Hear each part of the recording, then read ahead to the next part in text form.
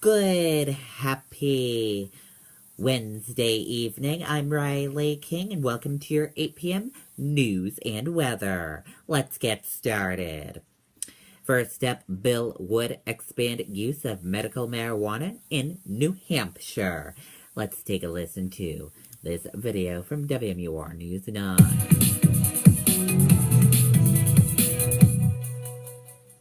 I'm a disabled veteran. I've been a cannabis card holder since 2015. Cannabis saved my life. Joseph LaChance, a Republican from Manchester, is no longer a state representative, but his last act in the House was filing several bills discussed Wednesday. His goal is to change the current law to make chronic pain, opioid addiction, fibromyalgia, and post-traumatic stress disorder all qualifying conditions to receive therapeutic cannabis. I'm living proof that as a veteran that uses cannabis, and it helps me tremendously with my anxiety, my depression, my hypervigilance. Advocates believe medical marijuana can help a person addicted to opioids, but some lawmakers fear it could act as a gateway to more serious drug use. I think that we cannot forget for 1 second that we have a state of emergency in New Hampshire with the heroin opioid crisis.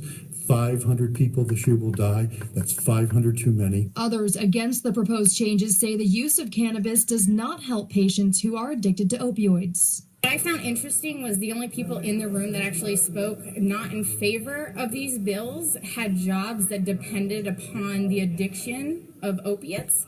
Some who oppose widening the scope of who can receive a medical marijuana card argue there's not enough data. To expand beyond where we are right now with medical marijuana, and by the way, it's against federal law, is just flies in the face of hypocrisy with the heroin opioid crisis that we're facing. But the data is of what's going on right now. The people are testifying. They're getting relief. It's working. Our program's working well for the state, and we want to enhance it. Also discussed today is a proposed change to the language of the law that would make more people eligible, as well as allowing for patients to legally grow marijuana at home. Live in studio, Siobhan Lopez, WMUR News 9. Okay, and there you go on that report. Laconia man points gun at motorist, makes shooting gestures. A man was arrested for criminal threatening and reckless conduct after he pointed a gun at a passing motorist Wednesday. Laconia police said they arrested James Eddy of 25 of Laconia after he pointed a rifle and made shooting gestures at a driver on Union Avenue. Police said they located Eddy in the Arch Street area shortly after the incident. Both of his charges are felonious, and he is being held on $10,000 cash bail. Police seized Eddy's vehicle and are waiting for a search warrant to recover the rifle. Police have asked anyone with information related to the incident to call Laconia Police Department at 603-524-5252.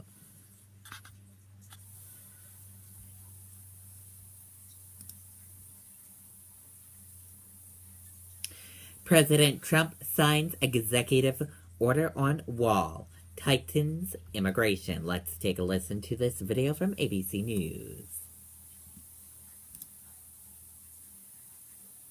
Fios is not cable. We're wired differently. That means incredibly fast 150 meg internet. So in the 3.7 seconds it takes Gary Watson to beat the local sled jump record, his friend can download 13 versions of the perfect song.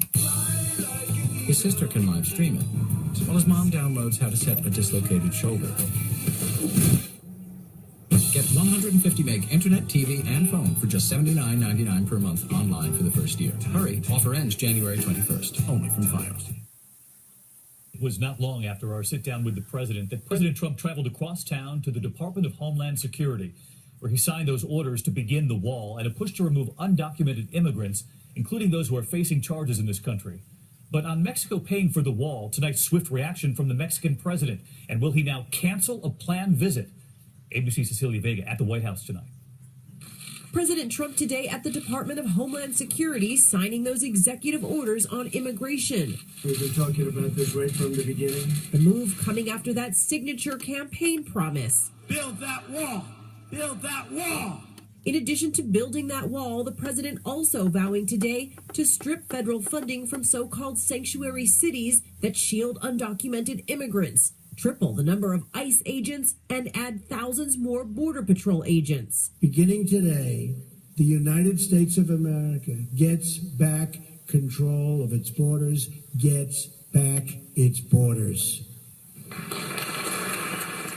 No specifics on how to pay for that wall, but President Trump putting on notice millions of undocumented immigrants, including those who have been charged with a crime even if they've not been convicted. We are going to get the bad ones out, the criminals and the drug deals and gangs and gang members and cartel leaders.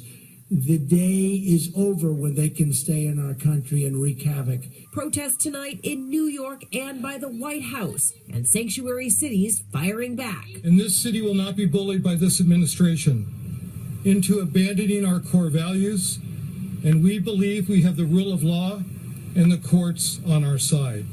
And Cecilia Vega live at the White House tonight, and late word tonight, Cecilia, that the Mexican president, Peña Nieto, is now considering canceling a trip to visit President Trump. It was planned for next week.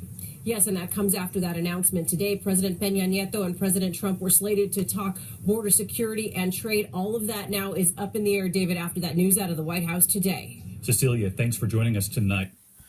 Okay, and there you go on that report. Breaking news, Japanese shares open up 1% after Dow hits 20,000.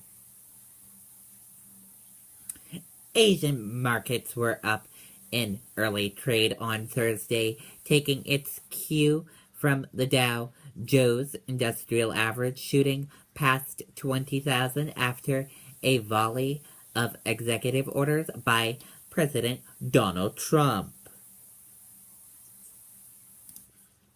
Scarlett Johansson and husband split after 2 years of marriage. Scarlett Johansson and her husband, Ramon Daraka, have split, a source with knowledge of the matters tells CNN. And now, time for your weather. Your weather for tonight, partly cloudy skies, lows near 30 degrees. For tomorrow, a few passing mixed showers possible, and mild again, highs in the mild 40s. And that does it for your 8 p.m. news and weather. I hope you all have a wonderful rest of your Wednesday night. Good night, everyone. Bye.